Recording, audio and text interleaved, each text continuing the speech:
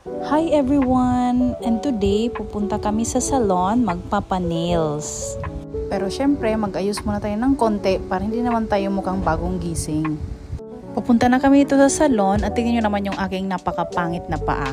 Napakahaba na ng aking nails and 1 month ago na din kasi simula yung last ko na pagpalinis.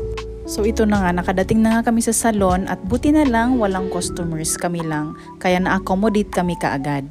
At inumpisahan na nga ni ate girl tanggalin ng aking gel polish. Sige ate girl, go, ikuskus mo yan.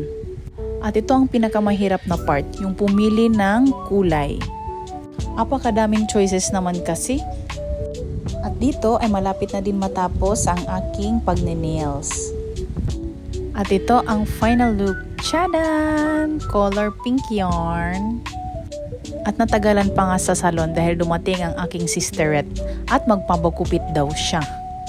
At pagkatapos ay dahil nagutom kami, napag-isipan muna namin ay mag-dinner. Pumunta kami dito sa Ranchitos. Ang aming in-order ay barbecue at puso. At nakauwi na nga rin kami dito. So yun lang guys. Thanks for watching. Bye!